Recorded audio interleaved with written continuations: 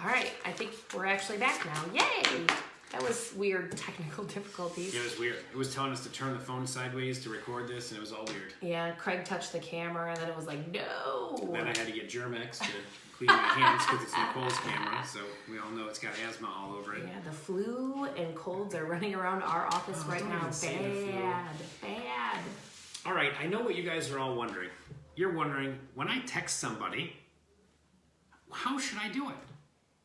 Yeah. Yeah, that's exactly it. And you know what? That's what Nicole and I are here today to tell you how to do things like texting people. Texting etiquette, I think is what we're calling it today. Texting etiquette. And my answer is one word answers only. That's what I always text. Nice. Yeah. No, that's not good for Craig. Not good. That's true. That's not good. Okay, so we're going to get right into it. We got our top 5 texting etiquette tips for real estate agents. I'm like super short. Number 5, you're not super short. Yes, I am. Listen, stop interrupting my flow here, okay? There I is feel no like I was nailing. Now it's just all ruined. Forget it. I'm done. It's your show now. He's being a diva today, as you guys can tell. Woo! This is what I one deal says with. I shouldn't drink. This is what I deal with behind the scenes every day. She did not have enough M&Ms in the green room for me this afternoon, so I was very disappointed about that. And he only eats green ones. I don't know why. It's weird, but yeah. I thought they discontinued the green ones. I don't know. I just made that up. All right, let's give some real content out here before everyone tunes out. Ugh. Okay, except for Craig Pace, he'll watch us. He's like, hey, Craig's pretty funny. Every day. He's got a good name. Why did Brad Erick's not come back? What happened? I feel like he ditched us and never came back. You know, he has zero tolerance for shenanigans. He was like, they don't have their stuff together this morning. I'm out. Yeah, basically. It's like Shark Tank. I'm out. Okay, so number 5, no abbreviations. Spell it out. You know, it doesn't take that much. You know, like when I'm texting my friends and stuff like that, I do have a couple friends. Like I'll say thank you. I'll just say TY. You're welcome. YW. You know, but if I'm texting a client, I'm going to spell it out. It takes an extra like 2 seconds. So I think you should just do that. Yeah, I think you need to treat your text like an email. So in your email, you would never put like YW, right? You're going to make sure that you're talking in a professional manner to your clients and texting versus like what you would to your friends. Yeah, definitely. Yep. Definitely. Okay, so I think we did that one pretty good. We're going to go on to number 4. What's number 4?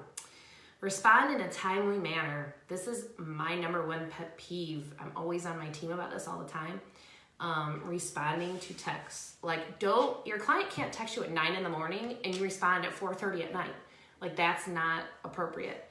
You should be responding to them in your next available time frame. So I'm not saying you have to respond to them in 60 seconds, but we all know the expectations of text. Like when you text your friends or family or whatever, you're like, hey, why didn't you text me back? And that's only like an hour later, right? So you guys need to make sure that you are treating your text the same way. Yeah, definitely. And I think within a couple hours is probably okay. But what I try to do, like I was out showing houses yesterday and I had a client that asked me if he could see this other address, and I'm out on the road. I wasn't going to be able to look that up right then, but I responded to him. I said, you know what, I'll look it up as soon as I can.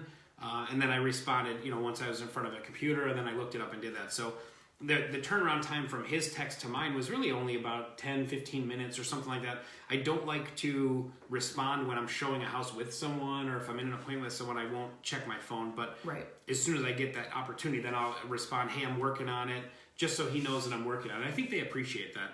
Yeah. Another thing that I do is when I first meet a new customer, I always kind of let them know, hey, if you know, always call or always leave a message or text me, because I don't take calls when I'm with someone, and people pretty much know that about me, that I don't do that. So they always leave me a message and I'll call them right back.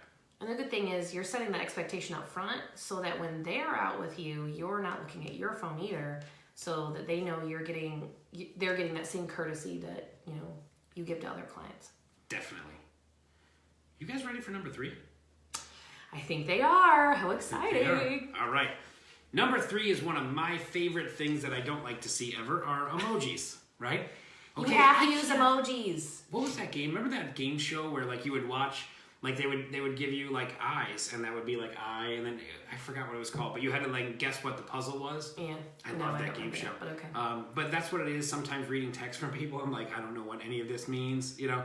So I think simple emojis, you know, hey, you got the offer, or you know, your offer was accepted, and you could put like a smiley face on there or something like that. But I think when emojis get too complicated, I just don't think. I think it's cool to do with your friends and stuff like that. Don't get me wrong. I'm just saying for professional text to your clients. I think, I try to teach my team to use punctuation too to help, right? So if you use punctuation with the emojis, it's very helpful. So like if you're texting a client and say you did a text conversion and you've never met the client before, right? And be like, I look forward to seeing you, like exclamation mark with like a smiley face. And sometimes I don't even use like the emojis that we have. I will literally use like a colon and a parenthesis. Like I do old school stuff like that. So for me, sometimes it's just faster. And, and sometimes I'll use the winky face too. The winky face. You don't wink to customers? No, just like, I don't know. In some contexts, I'm sure it's appropriate, by the way. Yes. Number 3 clearly states it's not. It's not a simple emoji. That is a simple emoji. Yeah. Or like, is this house a good one? Yeah, it's great. Like, see, it's just confusing. I don't know what that means. I wouldn't use it in that I never winked with context. my left eye. That was weird. I turned like Popeye. Anyway, all I'm saying is, and Craig and I've talked about this before, like, you have to use punctuation and emojis in your text. That can help you show excitement, because you have to show emotion through text, especially if you're talking to somebody that you don't know very well. They may take texting. That's the hard part about texting, is it can be taken the wrong way. Yeah, it really can. That's why I was saying number 3 should just be simple emojis only. Yeah. Smiley face, frown face. That's it. Keep it simple. Yeah. Keep it simple. All right. And Susie, sorry, I cannot remember the name of that game show. I'll work on it. Okay. Number 2, and this is a very important thing. There's some recent things that have happened with this, but be careful what you say to other agents, because technically, a text is in writing. It is recorded. It is shareable. Yep. You have to be very careful, and you have to be really careful so you do not violate your fiduciary responsibility to your client. I have had offers many times where an agent will send the offer, it's low, and then they'll text, hey, just get us a counter. Just even saying that, if they don't have it in writing from their buyer that it's okay to say that, that technically is violating, because to the listing agent that says, oh, by the way, just get me a counter, my people will pay more. And that's very dangerous. Yeah. Yeah, it's not professional anyway. Well, and the other thing what you have to remember is anything you put in writing or anything you say, the other agent can share with their client. So, you don't want to put your buyer or seller in a position where you've let something out of the bag that you're not supposed to. So you want to be careful, because the other agent has every right, and they should tell their buyer or seller what you said if it's about negotiations, for sure. So if you're going to do something wrong, make sure you do it over the phone. No, just kidding. No. Don't do that. No. In person. No. Don't do that either. Don't do that either. No, I'm just kidding. Always be professional. Yes. Okay. And our number one topic is kind of similar to some of these, but anyway, always text with the expectation that everyone else is going to see that. Whether it be a judge, a hearing panel for an ethics hearing or something like that, another customer, always be professional. I think it's something that a lot of true real estate professionals need to do that most of them do a really good job of already, but we could always do a better job. Yeah, I've been in a situation before where I have had to use text in a hearing like that to support the claim that I had. So, it's definitely something I save all my texts for that reason. And I get the biggest phone that I can, because I keep them. You know what I mean? Because you need to make sure that you're covering yourself. And that's why it's, you got to know that everyone will see it. It's like putting something on the internet, it never goes away. Yep. And you need to realize that when you're texting too. Yeah, definitely. So I think those are our 5 text etiquette tips for everyone today. And thank you guys for watching. Is that it? Oh, I guess that's it. No little quip there at the end there, Craig?